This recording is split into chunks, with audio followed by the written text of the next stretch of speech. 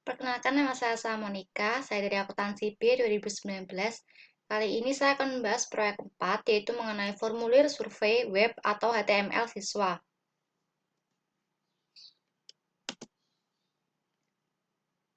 Yang pertama, yaitu kita bisa menggunakan 5 teknik yang paling umum, antara lain field text, misalnya untuk mencatat field name, di mana pengguna mengetikkan sebaris data. Lalu yang kedua ada tombol radio, misalnya year in school, digunakan ketika jawaban-jawaban yang memungkinkan saling melengkapi. Lalu yang ketiga ada kotak cek, seperti live on campus dan do you own a car, serupa dengan tombol radio tetapi pengguna dapat memilih satu atau lebih pilihan. Lalu yang keempat ada menu drop down, keperingat keseluruhan. Itu mengkombinasikan jawaban yang akan ditanyakan dalam tempat yang kecil di halaman web, tetapi masih memungkinkan sejumlah pilihan yang saling melengkapi. Yang kelima yaitu kotak teks, digunakan untuk mengisi komentar.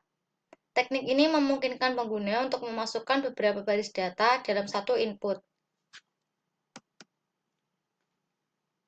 Selanjutnya yaitu bagian-bagian formulir contoh. Formulir ini dimulai seperti pada proyek ketiga. Perbandingan yang paling signifikan adalah pada baris ke-6 dan ke-47 dari kode HTML yang digunakan untuk membuat formulir tersebut. Untuk bagian pertama, mengumpulkan informasi mengenai siswa yang mengevaluasi pembicara. Sedangkan baris ke-14 dan ke-18 adalah perintah yang menangkap input untuk field name dan email. Perhatikan bahwa tipe input di sini adalah teks, yang memberitahu browser web bahwa pengguna akan mengetikkan sebaris teks ke dalam field input. Bagian selanjutnya dari halaman web ini menyatakan tingkatan kelas pengguna. 4 pilihan ditampilkan di sini, dan pengguna dapat memilih hanya satu pilihan. Tombol radio berguna untuk digunakan jika pilihan bersifat eksklusif satu sama lain. Baris ke-23 hingga ke-26 menampilkan pilihan untuk tingkatan kelas. Field name haruslah sama untuk tombol radio. Perhatikan 4 fitur penting mengenai baris ke-23, yaitu jenis field, nama field, nilai field, dan fakta bahwa pilihan ini sudah memiliki tanda cek dari awal. Tombol radio harus digunakan untuk pilihan eksklusif, di mana jumlah pilihan yang tersedia terbatas. Jika terdapat banyak pilihan, pilihan-pilihan ini dapat memakan tempat yang amat banyak pada halaman web. Salah satu kelebihan tombol radio adalah pilihan-pilihan yang tersedia ditampilkan kepada pengguna sekaligus.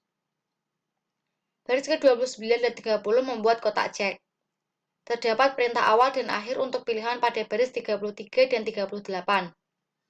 Masing-masing pilihan dari daftar pilihan memiliki awal dan akhirnya masing-masing. Ini terdapat pada baris ke-34. Lalu baris ke-42 terletak di antara perintah awal dan akhir area teks. Frase Enter Comments Here ditampilkan pada layar komputer dalam field area teks.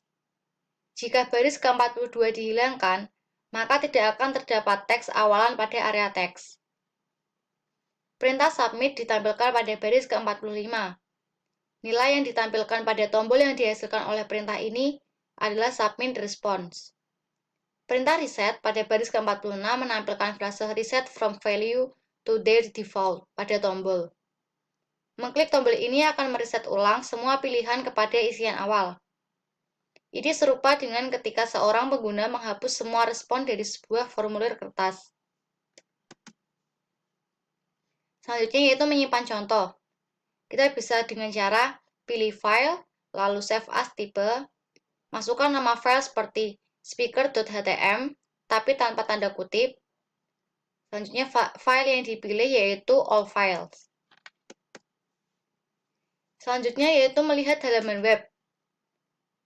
Kita bisa melihat halaman web dengan cara membuka browser web, lalu pilih perintah file diikuti isu perintah open, lalu ketik nama file atau browser untuk menemukannya dan klik tombol OK. Jika perlu membuat beberapa koreksi, pilihlah editor Notepad lagi. Edit kode HTML dan simpan dokumen tersebut kembali. Sekian presentasi saya mengenai proyek 4 pada mata kuliah Sistem Informasi Manajemen. Kurang lebihnya saya mohon maaf. Terima kasih.